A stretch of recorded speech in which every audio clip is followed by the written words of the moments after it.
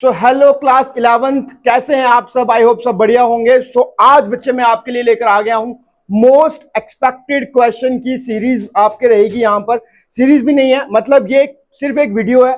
अगर आप इस वीडियो को देखकर बच्चे जाओगे एग्जाम देने, सो मैं श्योरिटी देता हूं कि आपके एग्जाम में कम से कम 15 क्वेश्चन ऐसे होंगे, 15 क्वेश्चन ऐसे होंगे जो इस वीडियो में से आने वाले हैं। अभी तक का मेरे पास देखो, अब बात वही है कि सर आप मेरे पे ट्रस्ट क्यों करोगे? बच्चों, आप मेरे पे ट्रस्ट क्यों करोगे? क्या कारण रहेगा उसका?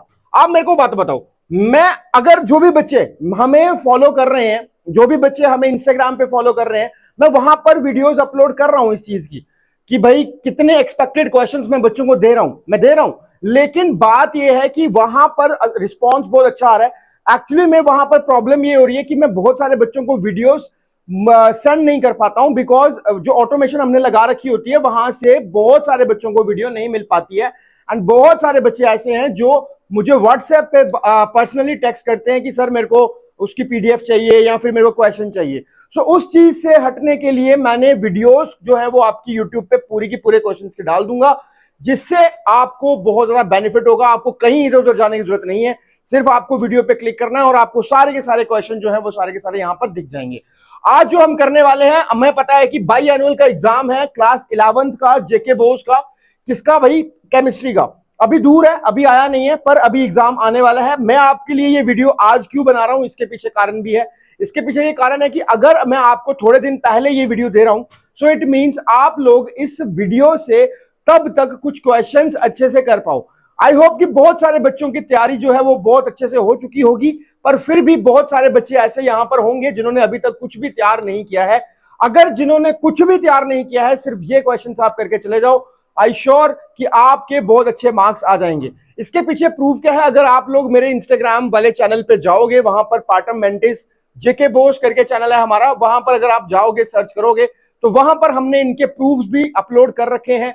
लास्ट टाइम पे अभी जो 12th क्लास का केमिस्ट्री का एग्जाम हुआ था, फिजिक्स का हुआ था, उसमें 15 से 19 क्वेश्चन जो है वो हमारे एक्सपेक्टेड क्वेश्चन से आए थे।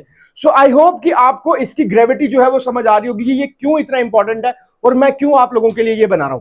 ठीक है, सो लेट्स स्टार्ट करते हैं। आप देखते जाओ, यहां पर हमने मोस्ट एक्सपेक्टेड क्वेश्चन जो मैंने लाए हैं। आपको एक चीज समझनी है, छोटी सी चीज पहले बता देता हूं, फिर उसके बाद शुरू करते हैं। बताना तो है ही है, मैंने आपके लिए बर्डन कम किया है। बर्डन क्या कम किया है कि सर चैप्टर्स तो बहुत लंबे लंबे हैं, 6 क्वेश्चन पर चैप्टर हमने रखा है। कितना बच्चे? 6 क्वेश्चन पर चैप्टर। अब डिपेंड करता है कि आपको कौन सा चैप्टर आता है, कौन सा चैप्टर नहीं आता है। अब जो चैप्टर आपको बिल्कुल भी नहीं आता, जिसका आपको एबीसी भी नहीं आता, अगर आप उसमें से सिर्फ 6 क्वेश्चन पढ़ के चले जाओ यार, और क्या चाहिए? और क्या चाहिए? सिंपल सी बात है ना। और आपके चांसेस अच्छे हैं कि 6 क्वेश्चन में से अगर एक भी क्वेश्चन आ गया उसके अंदर, या 2 क्वेश्चन आ गए, तो आपका काम हो गया जो आपको चाहिए। ठीक है ना? सो आपको याद रखना है कि 6 क्वेश्चंस पर चैप्टर हमने रखे हुए हैं, और ये 6 मोस्ट एक्सपेक्टेड क्वेश्चंस हैं। बहुत ज्यादा प्रोबेबिलिटी है, बहुत ज्यादा प्रोबेबिलिटी है कि ये क्वेश्चंस एग्जाम में आपको दिखेंगे। ठीक है मेरे भाई? वो क्यों? बिकॉज देखो, पैटर्न जो होता है ना, पैटर्न एक्चुअली में प्रीवियस ईयर ही बताता है। तो हमने बहुत ज्यादा रिसर्च करके ये जो है वो बनाए होते हैं क्वेश्चंस। सभी सब्जेक्ट्स के हमने दिए ही हैं मैक्सिमम। पर बात यह है कि कुछ सब्जेक्ट्स की हमारे पास फैकल्टी नहीं है, तो उनके क्वेश्चंस हम नहीं बनाते हैं, वो साफ मना करते हैं। रीजन वही है कि भाई रिसर्च कोई नहीं करेगा, और वो ऐसे ही कहीं से क्वेश्चन उठा के मैं दे दूंगा, फिर आपको प्रॉब्लम होगी कि वो क्वेश्चन आपके एग्जाम में नहीं भी आ सकते हैं। इसीलिए सारी रिसर्च करके टाइम लेकर टीचर्स जो है वो बनाते हैं। अब आपको ये चीज याद रखनी है, ये चीज तो आपको समझ आ गई होगी कि 6 क्वेश्चन पर वो होंगे। अब ये कुछ यूनिट्स हैं आपके, आपको पता होना चाहिए। क्लास 11 के अंदर 9 यूनिट्स हैं। कितने? 9। पहला चैप्टर आपका some basic concept of chemistry 7 number का है। ये वेटेज देखना बहुत जरूरी है। अगर आपको ये वेटेज आती है तो इसका मतलब आपके लिए बहुत सारी चीजें आसान हो जाएंगी। आपको ये समझ आएगा कि मुझे किसको ज्यादा टाइम देना है। ठीक है? सेकंड हो गया स्ट्रक्चर ऑफ एटम, 9 नंबर का है। क्लासिफिकेशन ऑफ एलिमेंट 6 नंबर का है। केमिकल बॉन्डिंग 7 का है। थर्मोडाइनमिक्स 9 का है। इक्विलिब्रियम 7 का है। रिडॉक्स रिएक्शन 4 नंबर का है। ऑर्गेनिक केमिस्ट्री 11 की है, और हाइड्रोकार्बन 10 मार्क्स का है। 10 मार्क्स का है। बात समझ रहे हो? अब जिस बच्चे ने अभी तक कुछ भी नहीं पढ़ा है, बात समझने वाली बात है, सोचना, अगर हमने कुछ भी नहीं पढ़ा है मेरे भाई, तो आप रिडॉक्स रिएक्शन छोड़ सकते हो, बिकॉज 4 ही नंबर का है। 4 ही नंबर का है। ठीक है ना? अब मेरी बात समझो, ये हमारी तरफ से एक आपके लिए स्ट्रेटेजी है छोटी सी। अगर आप ये वाले चैप्टर्स करके चले जाते हो, सिर्फ ये वाले चैप्टर्स, 5 यूनिट की बात कर रहा हूं, कितने यूनिट्स की, 5 यूनिट्स की बात कर रहा हूं, आपके 70 में से 46 जो है मार्क्स अच्छे से आ जाएंगे, 46 मार्क्स।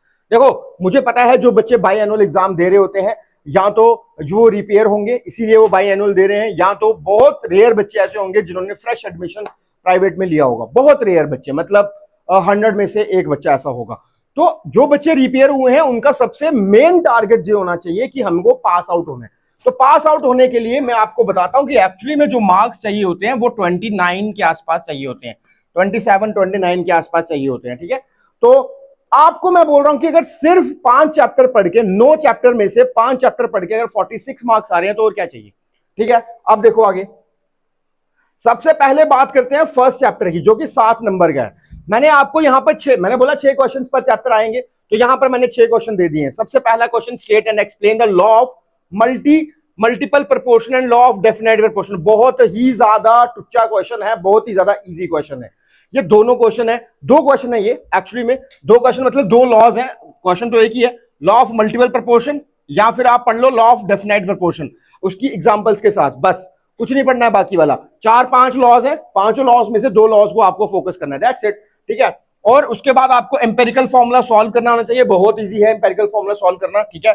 मॉलिक्यूलर फॉर्मूला आना चाहिए, जैसे ये क्वेश्चन दे रखा है, ये क्वेश्चन दे रखा है, इस क्वेश्चन इस तरह का क्वेश्चन आएगा। मैं ये नहीं बोल रहा हूं कि यही क्वेश्चन आएगा, पहले बता रहा हूं क्यों बोल रहा हूं, बिकॉज देखो ये एक वो सैंपल टाइप होता है, क्योंकि देखो बोर्ड अगर एग्जाम बना रहा है ना, क्वेश्चन पेपर बना रहा है, तो वो टर्म चेंज कर सकता है। अब कल को आप मेरे पास आ जाओ, सर आपने वो जो न्यूमेरिकल दिया था वो तो आया ही नहीं, बच्चे टर्म चेंज हो सकती है पर क्वेश्चन इसी तरह का आएगा, क्वेश्चन इसी तरह का बनेगा, ये आपको याद रखना है, ठीक है। उसके बाद लिमिटिंग रिएजेंट क्या होता है आपको पता होना चाहिए, बहुत इजी क्वेश्चन है यार, ठीक है ना। एक्सप्लेन करनी है स्टोइचियोमेट्री उसी की, एंड कैलकुलेट करनी है सूटेबल केमिकल रिएक्शन के एग्जांपल्स, ठीक है। बहुत बहुत इजी है, बहुत आसान है। तो नेक्स्ट क्वेश्चन आ गया आपका मोल कंसेप्ट। आई होप कि हर बच्चे को जो जिसने 11th क्लास में केमिस्ट्री रखी है उसको मोल कंसेप्ट तो आता ही होगा यार। कैलकुलेट करने हैं number of moles molecule present in the particular compound, जैसे यहाँ पे वाटर के लिए बोला है, लेकिन जरूरी नहीं है कि आपको वाटर के लिए ही आए, आपको किसी और कंपाउंड के लिए भी आ सकता है, ठीक है, याद रखना आपने। नेक्स्ट हो गया भाई डाल्टन एटॉमिक थ्योरी, बहुत बहुत अच्छा क्वेश्चन, ठीक है। और मेन पोस्टुलेट्स एंड लिमिटेशंस, ये आपको डाल्टन एटॉमिक थ्योरी के पढ़ लेने हैं, पढ़ के चले जाना है। उसके बाद परसेंटेज कॉम्पोजिशन आपको फाइंड आउट करना आनी चाहिए, ये न्यूमेरिकल बेस्ड क्वेश्चन है। परसेंटेज कॉम्पोजिशन का मतलब क्या होता है, जैसे ये क्वेश्चन दे रखा है आपको Na2SO4, इसमें ये पूछ सकता है कि भाई Na जो है वो कितना परसेंट है, वो कितना परसेंट है, यहां पर बस ये पूछ सकता है, कितना आसान है। मतलब बात वही है कि अब आपको लग रहा होगा कि सर आप बोल रहे हो आसान है, हमें नहीं आता था तभी तो हम फेल हुए थे, या फिर हमारा तभी रिपेयर आया था। मेरे भाई मेरे को पता है कि आपको ये रिपेयर आया होगा, लेकिन अब आप अगर रिपेयर के लिए पढ़ाई कर रहे हो तो कुछ तो पढ़ाई होगा, कुछ तो पढ़ा होगा। अगर फिर भी कुछ नहीं पढ़ा है तो अभी एग्जाम को 1 हफ्ता तो होगा कम से कम, उस 1 हफ्ते के अंदर अगर आप रोज का 1 चैप्टर, रोज के 6 क्वेश्चन करके सो यार, कम से कम एक दिन में 6 क्वेश्चन तो कर ही सकते हो ना। अगर एक दिन में 6 क्वेश्चन कर रहे हो, मैं तुम्हें गारंटी देता हूं कि आप लोग फेल नहीं होने वाले हो इस साल, ठीक है। बस आपको ये करके जाने हैं। नेक्स्ट स्ट्रक्चर ऑफ एटम की बात करते हैं। सबसे मोस्ट इंपॉर्टेंट क्वेश्चन क्या है बच्चे, क्वांटम नंबर। लॉन्ग आंसर में आता है क्वांटम नंबर के बारे में, बहुत इजी है, बहुत ज्यादा इजी है अगर आपने पढ़ा होगा। अबे यार फिर वही बात है कि सर क्या पढ़ा होगा, आप बोल रहे हो मुश्किल है यार। मैंने बोला एक दिन में 6 क्वेश्चन करने हैं, आप कहीं से भी कर, आप जेमिनी का यूज करो, आप चैट जीपीटी का यूज करो, इन क्वेश्चंस को उसमें डालो, उनके आंसर्स मिलेंगे। अगर पहले पढ़ा होगा तो आपको चीजें समझ आ जाएंगी कि हाँ ये क्या हो रहा है इसके इस आंसर के अंदर। अगर नहीं पढ़ा तो रट्टा मार लो यार, 6 क्वेश्चन एक दिन में याद तो कर ही सकता है एक बच्चा, ठीक है ना। छोटे बच्चे तो तुम हो नहीं, तो आपको ये याद करके जाना है, ठीक है। उसके बाद हाइजेनबर्ग्स अनसर्टेनिटी प्रिंसिपल, ये बहुत इंपॉर्टेंट क्वेश्चन हो जाता है, ठीक है। इनके ये क्वेश्चन आए हुए हैं एग्जाम में, यहां पर देखो रिपीटेड है, ये रिपीटेड है इसलिए बोल रहा हूं, और मुझे लगता है कि ये क्वेश्चन दोबारा इस साल ना आ जाए अभी आपके वाले एग्जाम में, ठीक है। एंड अफबाउ प्रिंसिपल पढ़ के जाना है, poly exclusion principle, Hund rule, ये एक ही है, ये एक ही पार्ट, इतने इतने छोटे छोटे आंसर्स हैं इनके, ठीक है ना। इनके इतने छोटे छोटे आंसर्स हैं, आपको सिर्फ देखने हैं कि यार अच्छा ये है इनका, ठीक है। उसके बाद मेन पोस्टुलेट्स किसके, bore atomic model, most important इसके अंदर है। अब आप बोलोगे स्ट्रक्चर ऑफ एटम, इतना बड़ा चैप्टर है ना मेरे भाई, वो केमिस्ट्री का 11th और 12th दोनों की केमिस्ट्री अगर मिलाई जाए तो एटॉमिक स्ट्रक्चर सबसे बड़ा चैप्टर बनता है, सबसे बड़ा चैप्टर है, तो आपको याद रखना है मेरे भाई, ठीक है। उसके बाद डी ब्रॉगली रिलेशनशिप जरूर पढ़ के जाना, ड्यूअल नेचर ऑफ मैटर क्या होता है ये जरूर पढ़ के जाना, ठीक है। Half filled, fully filled orbitals क्या कैसे होते हैं, एक्स्ट्रा स्टेबिलिटी उनको कैसे मिलती है, ये सब चीजें आपको थोड़ी थोड़ी पता होनी चाहिए। बात वही है जहां पर जो एग्जांपल दे रखी है क्रोमियम और कॉपर, बहुत मोस्ट इंपोर्टेंट एग्जांपल है ये, क्या पता यही तुम्हें वापस आ जाए। ये एक्चुअली में बोलते हैं कि कॉपर जो है वो क्यों किस स्टेज में कितने इलेक्ट्रॉन डोनेट करने के बाद स्टेबल रहता है, या क्रोमियम कितने इलेक्ट्रॉन डोनेट करने के बाद स्टेबल रहता है, ये सब चीजें उसके अंदर पार्ट बनते हैं, ठीक है। तो ये 6 क्वेश्चंस आपके होंगे, ये आपको 6 क्वेश्चंस पढ़ के जाने हैं। उसके बाद classification of elements and periodicity in, ये बहुत आसान क्वेश्चन है एक्चुअली में। इस चैप्टर के अंदर मैं ये बोलता हूँ कि याद करने वाला कुछ भी नहीं है, सिर्फ छोटी छोटी चीजें समझने वाली हैं। ये तो देखो कितना आसान है, मॉडर्न पीरियोडिक टेबल या मॉडर्न पीरियोडिक लॉ बहुत इजी है। Discuss the main periodic trends, ये बताओ एटॉमिक रेडियाई या आयनिक रेडियाई जो होता है वो पीरियड्स के अलोंग कैसे हो रहा है, या डाउन द ग्रुप जाएंगे तो किस तरह से जो एटम का साइज है वो बढ़ रहा है या छोटा हो रहा है, वो सब बताना है। नेक्स्ट, डिफाइन आयनाइजेशन एंथैल्पी, बहुत मोस्ट इंपॉर्टेंट। आयनाइजेशन एंथैल्पी क्या चीज होती है ये आपको बतानी है, ठीक है। एंड किस चीजों पे वो डिपेंड करता है, nitrogen higher than the oxygen, ये पूछा हुआ है कि नाइट्रोजन की आयनाइजेशन एंथैल्पी क्यों ज्यादा है ऑक्सीजन से। अब देखो तुम मेरे को इनमें से मत पूछना, इनमें से मत पूछना मुझे कि सर इसमें कौन से इंपॉर्टेंट है। रीजन वही है यार, मैंने ऑलरेडी 6 क्वेश्चन इतनी मुश्किल से ढूंढ के निकाले हैं, पिछले ट्रेंड्स देख के निकाले हैं, कौन से ज्यादा रिपीट हुए हैं, कौन से चांसेस हैं आने के, तो मैं उसी के अकॉर्डिंग आपको बता रहा हूं, ठीक है ना। इलेक्ट्रॉन गेन एंथैल्पी क्या होती है ये आपको पता होना चाहिए। Chlorine have more negative electron gain enthalpy as compare to fluorine, क्यों है ऐसा ये आपको पता होना चाहिए। नहीं पता है, मैंने बोला आपको गूगल करो यार, चैट जीपीटी करो, जेमिनाई करो, कुछ ना कुछ करो, ताकि आपको इनके आंसर्स मिले। और एक दिन में 6 क्वेश्चन याद करो कम से कम, इतने करो मेरे भाई, गारंटी दे रहा हूं पास हो जाओगे, टेंशन मत लो। Between the electron gain enthalpy and electronegativity क्या चीज होती है, इनके बारे में आपको पता होना चाहिए। आइसो इलेक्ट्रॉनिक स्पीशीज क्या होती हैं आपको पता होना चाहिए, ठीक है। अब आइसो इलेक्ट्रॉनिक स्पीशीज क्या होती हैं, ये देखो यहां पर ये जो दे रखी हैं, जो एलिमेंट्स दे रखे हैं, इसमें आपको पहले नंबर देखो आइसो इलेक्ट्रॉनिक स्पीशी की डेफिनेशन निकालो, उसमें देखो कि क्या लिखा हुआ है, आइसो इलेक्ट्रॉनिक स्पीशी क्या कहती है। जब आपको वो चीज समझ आएगी तो आपको ये भी समझ आएगा कि ये ट्रेंड कैसे फॉलो होगा, ठीक है ना। तो ये आपको पता होना चाहिए। सिग्निफिकेंस क्या है, present long form of the periodic table and define the term valency and respect to its group trends, याद रहेगा, कोई टेंशन वाली बात तो नहीं है। देखो मैं इससे हट भी जाता हूं ताकि तुम इसका स्क्रीनशॉट ले सको, अपने कॉपी पे उतार सको, ठीक है। डन, ये वाला भी हो गया, पीछे वाला भी ले लो, क्योंकि पीछे वाला शायद आपने नहीं लिया होगा, स्ट्रक्चर ऑफ एटम का, ये भी ले लिया, वेरी गुड। अब पीछे वाला भी ले लो, फर्स्ट वाले चैप्टर का भी ले लो, ये भी मैं पीछे हो जाता हूं, ये भी ले लिया, वेरी गुड, शाबाश। चलो अब आगे बात करते हैं। अब आता है chemical bonding and the molecular structure, बहुत बहुत आसान आसान चैप्टर्स हैं यार, ठीक है। हाइब्रिडाइजेशन क्या होती है इसके बारे में आपको पढ़ना है, कंसेप्ट क्या है हाइब्रिडाइजेशन का, मिक्स कैसे करते हैं मैकेनिज्म एंड ज्योमेट्री को, sp sp2 sp3 हाइब्रिडाइजेशन क्या होती है, कुछ एग्जांपल्स पूछ लेता है कभी कभी कि हाँ भाई इसका स्ट्रक्चर बना दो, ये बता दो कौन सी हाइब्रिडाइजेशन शो कर रहा है, ठीक है।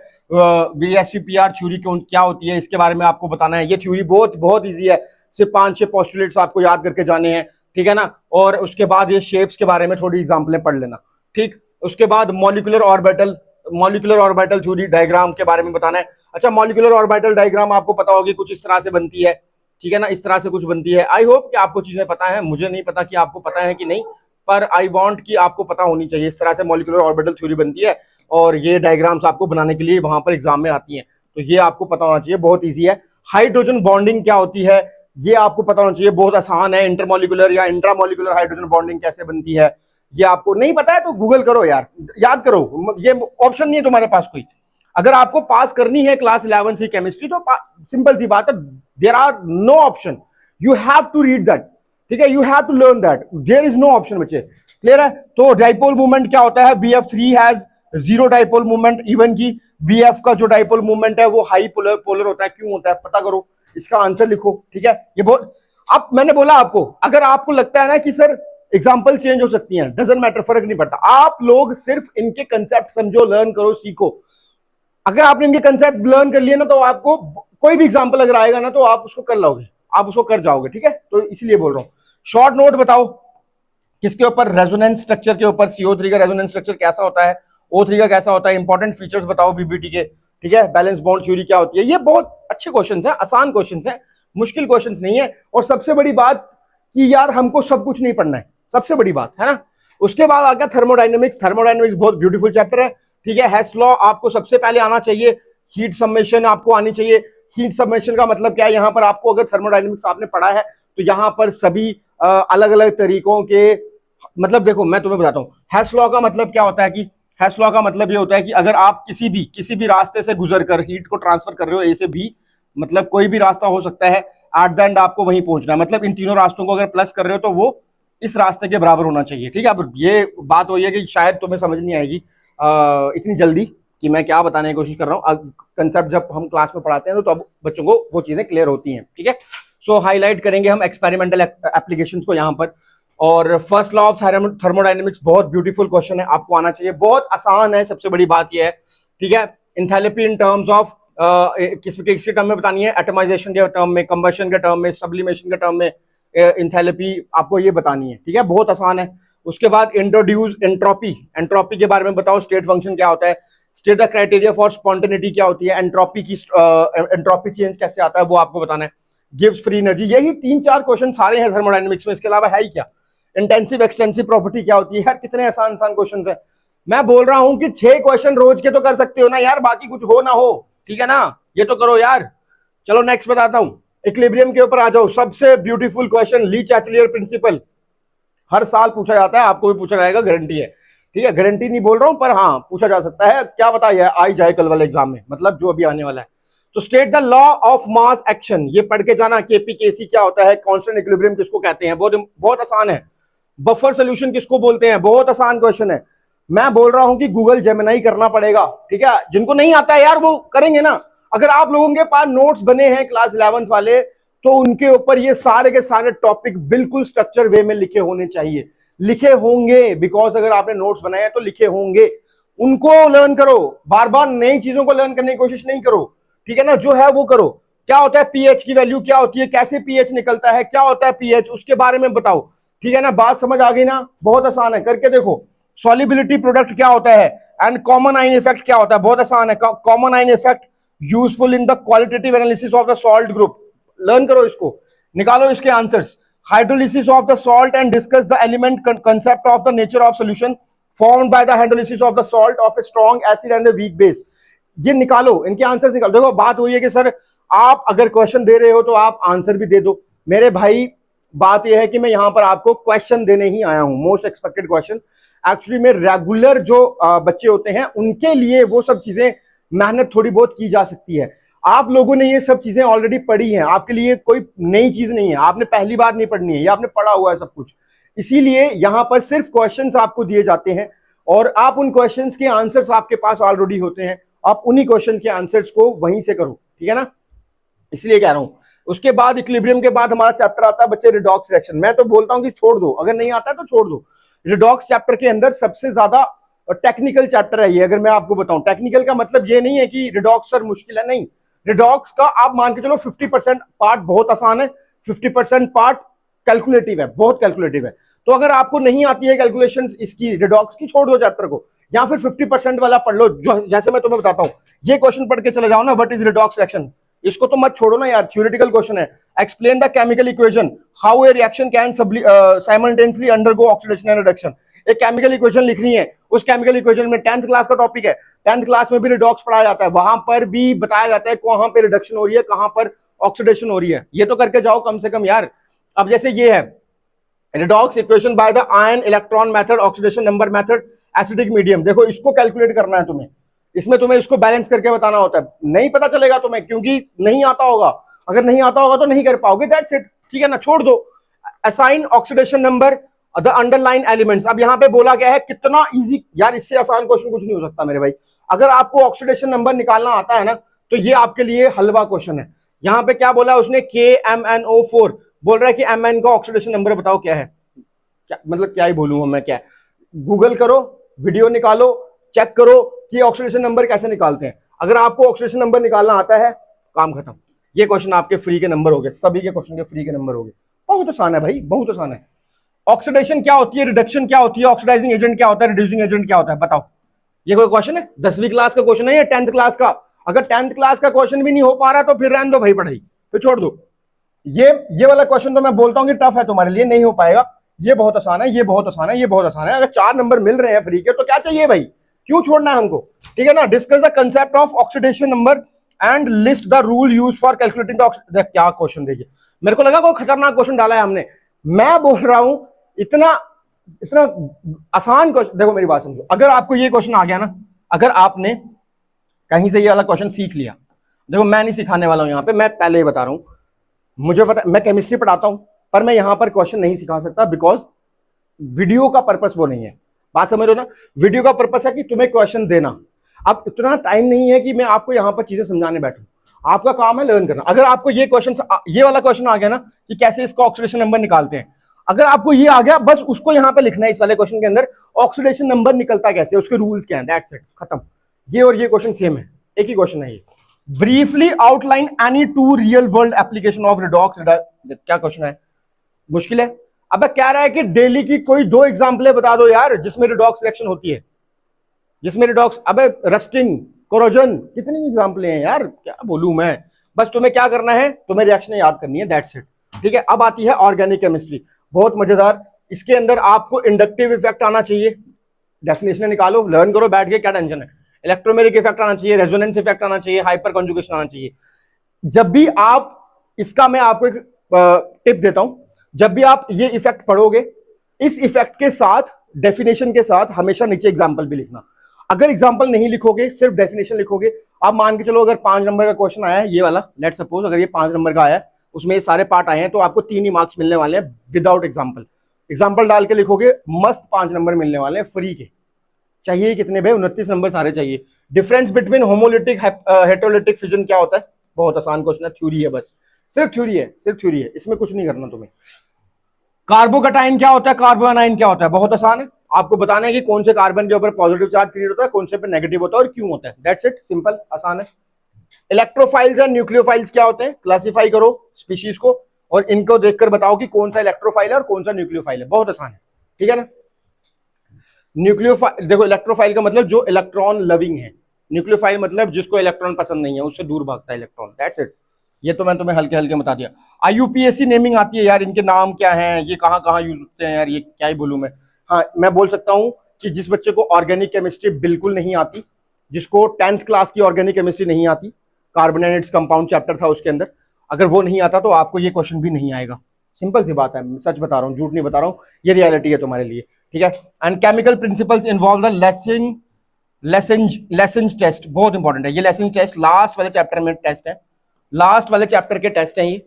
वहां पर अगर आप पढ़ोगे इसको तो आपको समझ आएगा कि टेस्ट कैसे करने हैं। टेस्ट किसको करना है भाई? डिटेक्शन ऑफ नाइट्रोजन करना है, सल्फर करना है, in organic compounds include chemical equations. Simple सी बात है यार, तुम केमिस्ट्री पढ़ रहे हो तो केमिकल इक्वेशन नहीं लिखोगे तो काम नहीं होगा, तो केमिकल इक्वेशन आपको लिखनी पड़ेगी, ठीक है मेरे भाई। ओके, लास्ट चैप्टर हाइड्रोकार्बन, बहुत आसान है।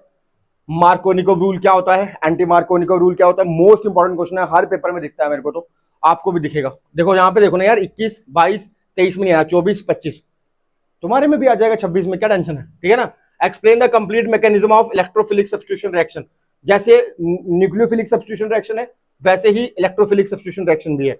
एग्जांपल बताओगे, नाइट्रेशन क्या होती है, फ्रिडल क्राफ्ट एल्काइलेशन क्या होती है, फ्रिडल क्राफ्ट एल्काइलेशन क्या होती है।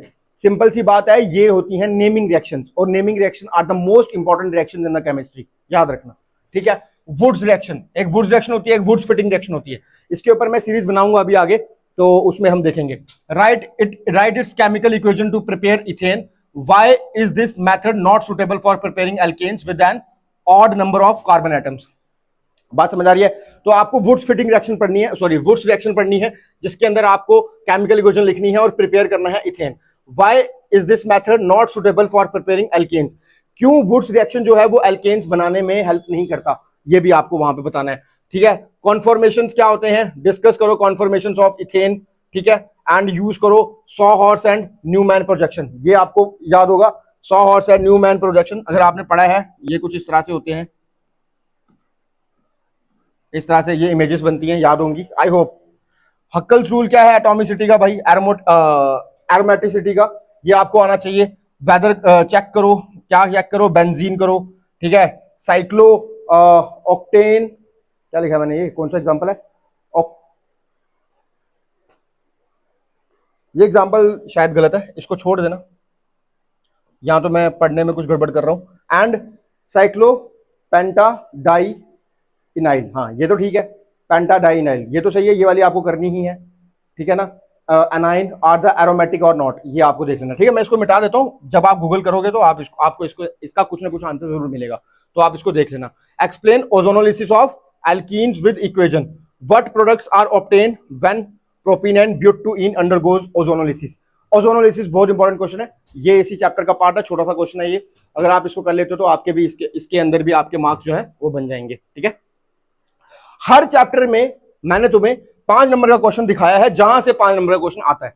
एक चैप्टर ये हो गया 5 नंबर वाला, एक ये हो गया, इसमें नहीं आता है 5 नंबर का क्वेश्चन, क्योंकि 4 नंबर का चैप्टर सारा है, 5 नंबर का कैसे आएगा, छोड़ देंगे इसको। ये 5 नंबर का क्वेश्चन आता है इसके ऊपर से भी, ठीक है। 5 नंबर का क्वेश्चन इसमें से भी बनता है, मतलब बनने के चांसेस हैं, जरूरी नहीं है हर चैप्टर में से 5 नंबर का क्वेश्चन बनेगा ही। 5 नंबर का इसमें से भी बनता है, उसके बाद इसमें नहीं बनता, इसमें बनता है कौन सा, ये स्ट्रक्चर ऑफ एटम, ठीक है। उसके बाद फर्स्ट चैप्टर में से भी 5 नंबर का क्वेश्चन नहीं बनता है, याद रहेगी बात। आई होप कि आप लोगों ने इन क्वेश्चंस को अच्छे से देख लिया होगा कि क्या क्वेश्चंस हमको पढ़ के जाने हैं। अगर आप लोगों के ये क्वेश्चंस हो जाते हैं, मैं श्योरिटी देता हूं कि आपके एग्जाम में 10 से 15 के बीच में आपको ये क्वेश्चंस मिलेंगे आपके एग्जाम के अंदर। और अगर लेट सपोज कि इन क्वेश्चंस में से 10 से 15 क्वेश्चंस, अगर 15 क्वेश्चन अगर आपके आ जाते हैं, तो मान के चलो कि यार आपके ना 50, 60, 50 के आसपास नंबर बन जाएंगे, क्योंकि मैं बोल रहा हूं लॉन्ग आंसर तो बनने ही है, ठीक है ना। 2 लॉन्ग आंसर भी अगर बनेंगे 10 नंबर वहां से आ जाएंगे, समझ रहे हो। शॉर्ट आंसर में से 3-4 क्वेश्चन बन जाएंगे, वहां से आपके नंबर आ जाएंगे, तो आपको फेल तो नहीं होगा आप इसमें, ठीक है ना। सो आई होप कि आपको मेरी बात जो है वो समझ आ गई होगी। एंड मैं यही होप करता हूं आप लोगों से, अगर मैं यहां पर आप लोगों के लिए टाइम निकाल रहा हूं, भाई पसीना पसीना हो चुका हूं, आप लोगों का काम है कि इस वीडियो को ज्यादा से ज्यादा शेयर करो अपने दोस्तों, जो भी बच्चे क्लास 11 का एग्जाम देने जा रहे हैं, इसको शेयर करो ताकि सबको पता चले। देखो, मैं अगर आपके फायदे के लिए सोच रहा हूं, आपको अपने दोस्तों के फायदे के लिए सोचना है। ये नहीं सोचना कि साला वो फेल हो जाए, मैं हो जाऊं पास, बस बाकी देखी जाएगी, उसको गोली मारो, ये मत सोचो। ये सोचो कि सब पास हो जाए, तुम्हारा ग्रुप सारा निकल जाए आगे। सो इसी के बारे में फोकस करेंगे, ठीक है। सो लव यू ऑल बच्चे, पढ़ो इसको और आज से पढ़ाई शुरू करो। अगर आपकी केमिस्ट्री ही रही है बस, अगर उसके अलावा कोई और सब्जेक्ट रहा है तो उसके ऊपर भी हम वीडियो लेकर आएंगे। So thank you so much, love you all.